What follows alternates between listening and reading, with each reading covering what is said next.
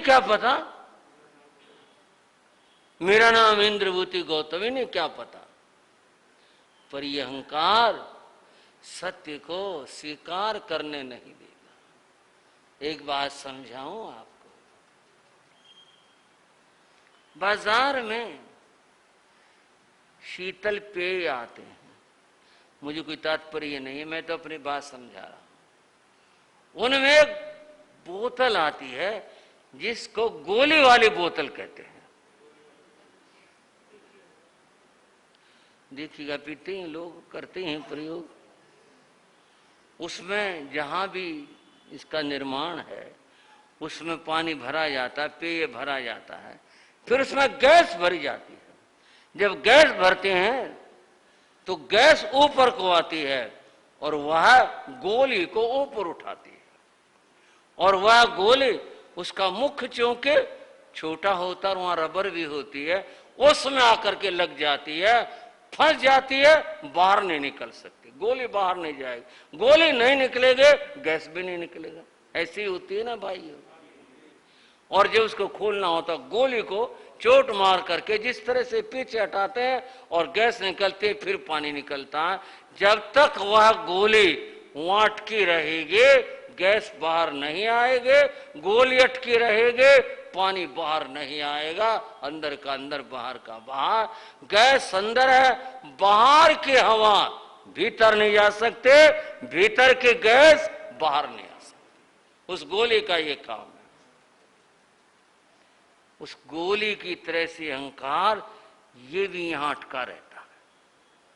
न तो ये सच्चाई को अंदर जाने देता है और न अंदर के मिथ्यात्व को बाहर निकलने देता है। ये अहंकार ऐसी चीज उस गोली की तरह से है, यहां अटका रहता है। और क्या मान, जो मैं जानता हूं, मैं मानता हूं, वो ठीक है, इस बात को तो बाहर आने नहीं देता कि वे तू कितना ठीक है, कितना ज्ञान है, क्या स्थिति है, सोचने नहीं देता। और बाहर जो सत्य दूसरा जो बता रहा है, उस सत्य को वो भीतर जाने नहीं देता। कौन? अहंकार। यहां उस गोली की तरह से अटका रहता है और यूं ही जी फिर रहा है। जिसका अहंकार टूटा, वो गोली पीछे हटी, फिर देखो, फिर अंदर की गैस बाहर, फिर क्या होता आप जानते हो। ये स्थिति थी। मुझे जानता कौन नहीं, अंदर के अंदर उनको क्या भाव है, मुझे जानता कौन नहीं। इसके चेलों ने, इसके आदमियों ने पहले से बता दिया होगा कि ये इंद्रभूति गौतम आ रहे हैं, बहुत बड़े विद्वान हैं, इनसे ध्यान से बात करना, पहले बता दिया होगा, इसलिए मेरा नाम ले दिया। मेरा नाम जानता कौन नहीं दुनिया में, सबको पता है मेरा नाम, इसलिए इन्होंने मेरा नाम ले दिया होगा। अहंकार ने उन्हें ये कहा, अपने आप को ये बता कि मैं कितना बड़ा हूं, कितना महान हूं, कितना विद्वान हूं, ज्ञानी हूं, मेरे समान कोई है ही नहीं। रही बात इस बात से कि वो ये जानते कि नहीं ये सर्वज्ञ है, ये मानना तो दूर रहा, बता दिया होगा किसी ने, इसलिए मेरा नाम ले दिया। भगवान देख रहे थे उनके मन को, उनके अंतर को, उनके अंदर जो चल रहा था उसको देख रहे थे। भगवान ने कहा, इंद्रभूति गौतम, तुमने वेद वेदांत और दर्शन शास्त्र तुमने सब पढ़े, लेकिन तुम्हारी एक शंका का आज तक समाधान नहीं हुआ। वह प्रश्न, वह शंका तुम्हारे भीतर में है और तुम्हें सालती रहती है, चुभती रहती है, उसका तुम्हारे को समाधान नहीं मिला। और तुम किसी को वो अपने मन की बात आज तक कह नहीं पाए, क्योंकि तुम ये मानते हो मेरे से बड़ा कोई विद्वान ही नहीं है, मैं पूछूं किससे, कोई मेरे से बड़ा हो तो मैं पूछूं किससे। और इसीलिए तुम्हारी शंका का समाधान नहीं हो रहा और वो तुम्हारे भीतर में बनी हुई है, वो चुभती है, सालती है, उसका समाधान नहीं हो रहा। इस बात ने चोट करी इंद्रभूति के ऊपर। ये तो सच है। मैंने आज तक कभी किसी के आगे अपने मन की बात नहीं बताई। हम बताऊं कैसे मैं अपने मन की बात? अगर मैं ये कह दूं मेरे मन में एक बात है, समाधान नहीं हो रहा, तो दूसरा यूं ना कहेगा और यूं इतना बड़ा विद्वान बना फिरता है, तू ही उलझा बैठा, कोई क्या कहेगा? मैंने आज तक नहीं कहा, कभी किसी को नहीं कहा। इसीलिए नहीं कहा, मेरे से बड़ा तो कोई विद्वान है ही नहीं। अगर ये मेरे मन की शंका भी बता दें तो मैं मानूं कि ये सर्वज्ञ है। ये तो इन्होंने चलो कह दिया कि मेरे मन में कोई बात है, कोई शंका है, परंतु मैं मानूंगा तब इनको सर्वज्ञ जब ये उसको भी बता दें कांटा ये है। और भगवान ने तब फरमाया, इंद्रभूति तुम्हारे मन में ये शंका है, जीव और शरीर ये एक है या ये अलग अलग है? तुम्हारे मन की ये शंका है। क्या कहा? जीव यानी आत्मा और यह शरीर ये एक है या ये अलग अलग है? इसका तुम्हारे से निर्णय नहीं हुआ, आज तक फैसला नहीं हुआ। इस बात से जो अहंकार था वो टूटा, वो दीवार गिरी, चोट हुई। ये तो सर्वज्ञ है, ये तो अंतर को जानते हैं। अंतर को, भीतर को जानने वाले को अंतर्यामी कहते हैं। क्या कहते हैं? वैसे कह रहा हूं, वैसे तो क्या कहूं, बात है श्रद्धावश हमारे श्रावक जन भावनावश संतों को, महाराज आप तो अंतर्यामी हैं। पता अंतर्यामी कौन होता है? केवल ज्ञानी होता अंतर्यामी। अंतर का पता किसी के? कोई शरीर के बाहर के लक्षण को देख के कहता बड़ी चिंता है भाई, हो गया अंतर्यामी इतनी बात से। अंतर्यामी होना तो बहुत बड़ी बात है। रविन्द्रनाथ टैगोर ने एक बात कही थी और ये कहा था, अपने मित्र की बंधु और बहानों, बात को समझना। रविन्द्रनाथ टैगोर ने कहा था, अपने मित्र के कभी इतनी प्रशंसा मत करो उसे शर्मिंदा होना पड़े। समझ आई बात है? ये प्रशंसा भी व्यक्ति को शर्मिंदा कर देती है।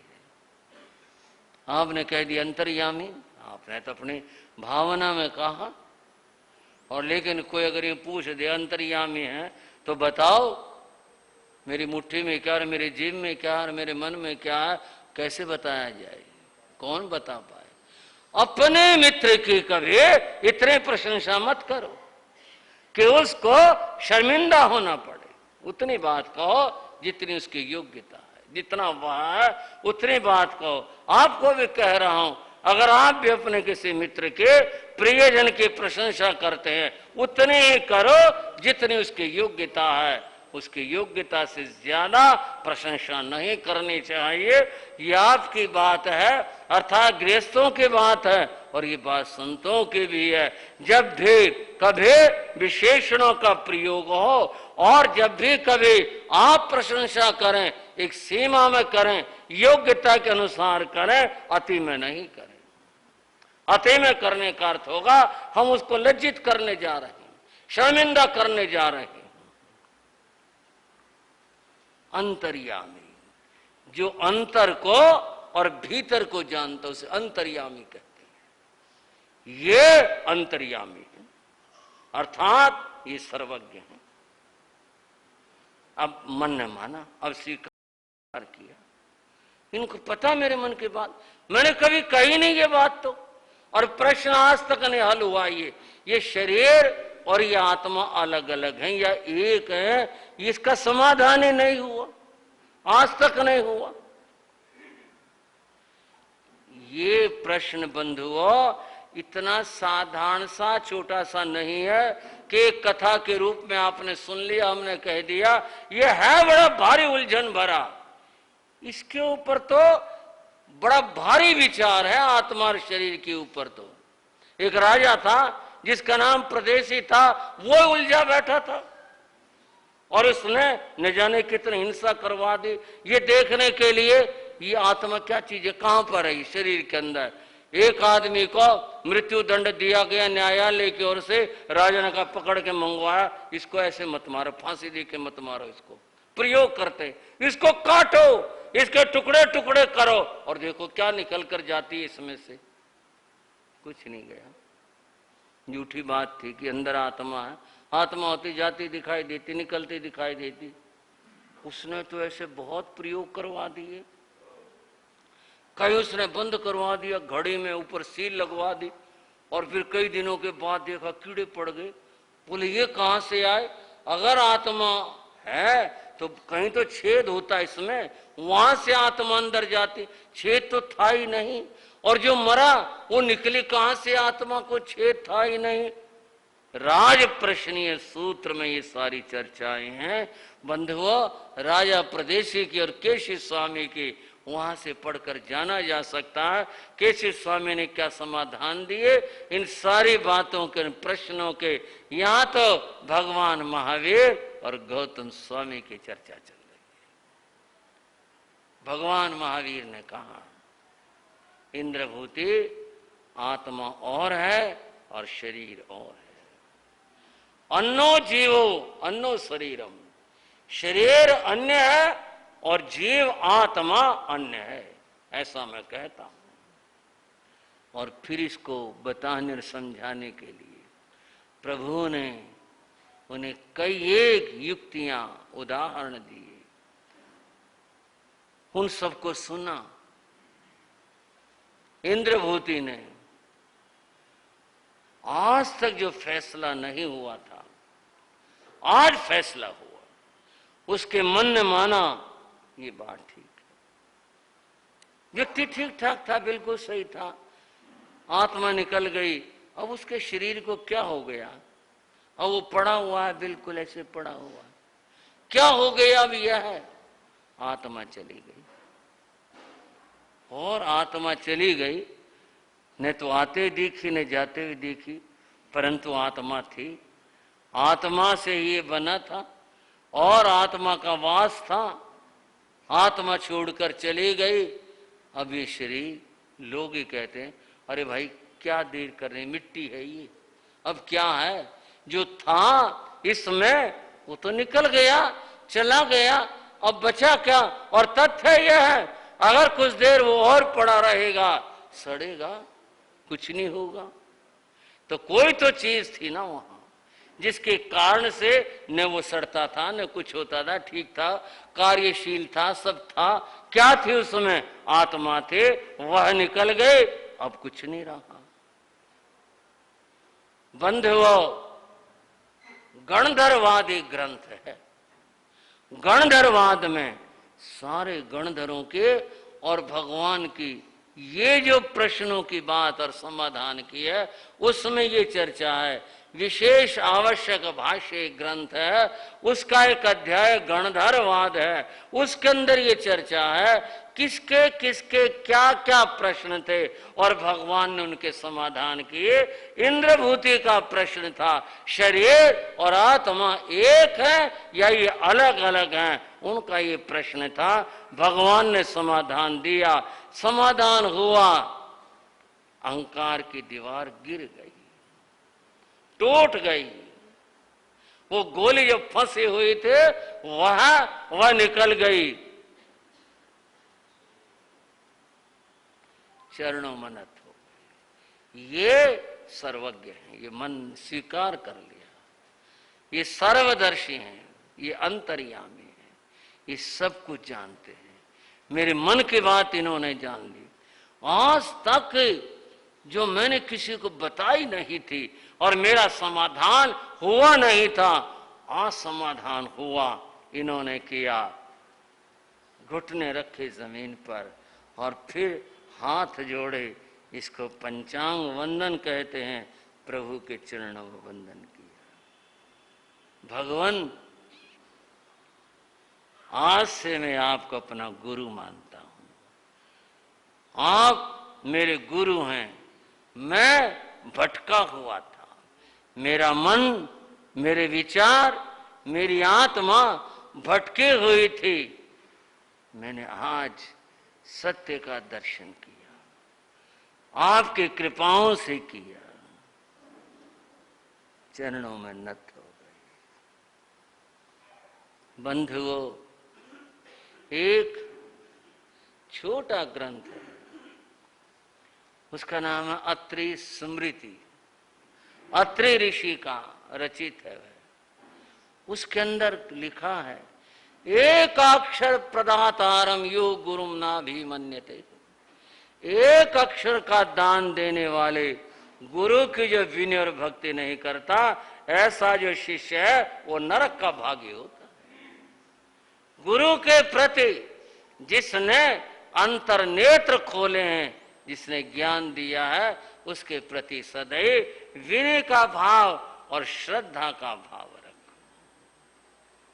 गौतम स्वामी प्रभु के चरणों में नत हो जाते हैं। बंधुओं, इस नत होने के साथ यहां एक बात है, वो बात है गुरु और शिष्य की।